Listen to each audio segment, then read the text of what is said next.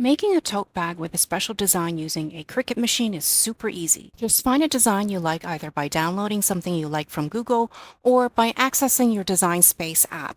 From either method, you can customize your design to your liking by removing the background, adding text, and then sizing it. Here, my niece is measuring the size of a blank tote bag she got at the dollar store. That way, she can size her design in the app accordingly. Once the desired dimension as well as the positioning of the design have both been entered into the design app, we're ready to output it onto the Cricut mat.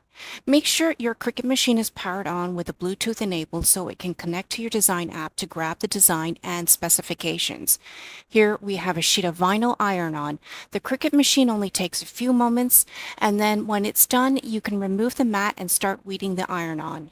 Here my niece got started with a weeding tool, but there are bits that can also be peeled away with your fingers. In the meantime, we're preheating the tote bag for about 15 seconds.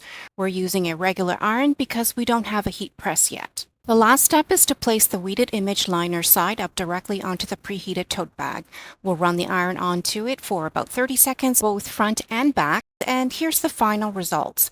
Take a look at that dark, vibrant blue color, and you can make similar vinyl iron-on patterns on t-shirts, shorts, and hats, which will all make beautiful and thoughtful gifts for any occasion.